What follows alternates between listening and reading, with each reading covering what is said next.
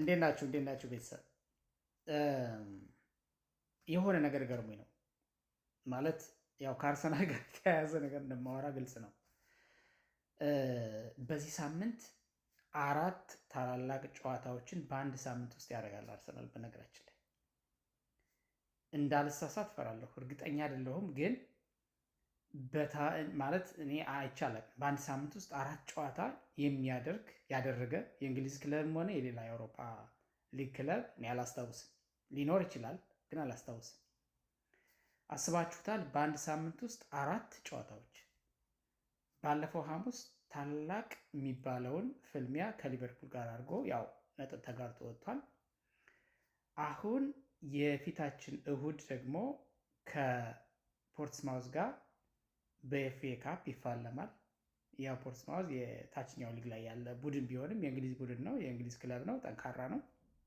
ከዛ ቀጥሎ ሮብ እንደገና በሊግ ካፕ ከቼልሲ ጋር ለግማሽ ፍጻሜ ይፋለማል። በጣም ከባድ ጨዋታ ነው። ያው ከቼልሲ ጋር በሊጉም ያው ለንደን ደርቢ የደርቢ ስሜት ያለው ጨዋታ ነው። ከቼልሲ ጋር ሁልጊዜ ሲገናኙ ከአርሰናል ጋር በጣም ከባድ ጨዋታ ነው የሚጠብቀው። ከዛ ቅዳሜ ጃንዋሪ 17 እንደገና በእንግሊዝ ፕሪሚየር ሊግ ከኖቲንግሃም ፎረስት ጋር ይገናኛል። አሁንም ይሄ በጣም ከባድ ጨዋታ ነው የሚሆነው።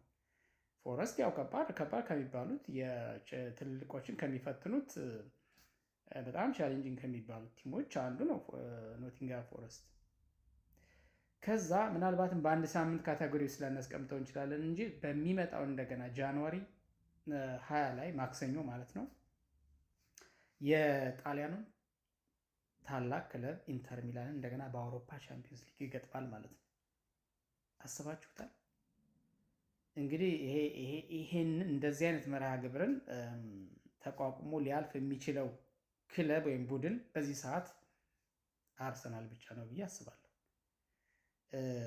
እንግዲህ በዚህ የተደራረበ ጨዋታ ውስጥ የአርሰናል አቻ መውጣት የሚያስጨፍራቸው አካላት በዚሁ አጋጣሚ ተዘጋጁ ለመጨፈር። ያው አቻ መውጣቱ ስለማይቀር መሸነፍ እንኳን አይሸነፍም። አይስቃለሁ ደግሞ ሲሪየስ ላልታረጉት። ለማንኛውም የአርሰናል በጣም እንደዚህ አይነት ታይት የሆነ ፕሮግራም በአንድ ሳምንት 4 ታላላቅ ጨዋታዎችን ያደረገ ክለብ ካለ አላቅም። በጣም የሚገርም ታይት የሆነ ፕሮግራም ውስጥ ነው አርሰናል እያለፈ ያለው እና በእነዚህ ጨዋታዎች ውስጥ ሸብረክ ካላለ በአንዱም እንኳን ካልተሸነፈ በዚህ ሰዓት በአውሮፓ ቁጥር አንዱ ክለብ ሊባል ይችላል። ማለት ከአርሰናል በላይ ማን ጠንካራ ክለብ አለ ብለን ልናወራ እንችላለን። እንዴት እንደሚወጣው እስኪ ውል እናያለን። እኔ ግን ምን ፍራቻ አለ የመሰላችሁ? ይሸነፋል፣ አቻ ይወጣል ምናምን የሚለው አይደለም የሚያስፈራኝ።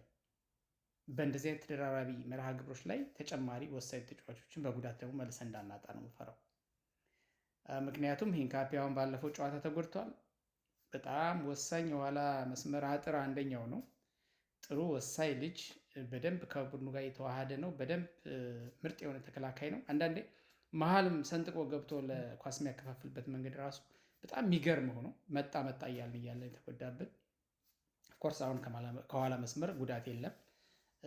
ጋብርኤልና ሳሊባ ጥምረታቸው እንዳለ ነው። ግን በመጪዎቹ በጣም ታይተው በሆኑ ፕሮግራሞች ከነዚህ አሁን ከጠራኋቸው ወሳኞችም ከመሀል መስመር ካሉ ወሳኞችም ከፊት መስመር ካሉ ወሳኞችም እንዳናጣ ግን እፈራለሁ። እንደው ጊዜ ሊጠብቃቸው እንጂ። ለማንኛውም በጣም እንደ አጋጣሚ ዝም ብዬ እንዲሁ እያየሁኝ መርሃ ግብሩን ስመለከት በጣም ገርሞኝ ነው ስለሱ ትንሽ ላወራ የመጣሁት። ለማንኛውም ገነርስ ወደፊት ነው፣ ወደኋላ የለም ዘንድሮ ወደፊት ነው እና እንዳልኳችሁ መሸነፉ ስለማይቀር እንዳታስቡት መሸነፍን።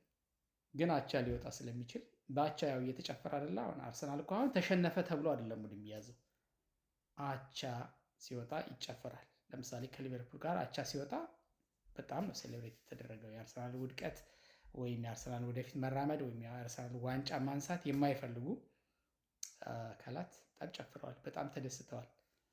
እና ከነዚህ እንደዚህ አይነት ተደራራቢ ጨዋታ ሲኖር አሁንም ነጥብ መጣል ሊኖር ስለሚችል ያው ለመደሰት ተዘጋጁ ለማለት ያህል ነው። ግን አይሸነፍም፣ ስቃለት ነው። አይጥልም፣ አይሸነፍም። አርሰናል ማሸነፍ ብቻ። ከማን ጋነርስ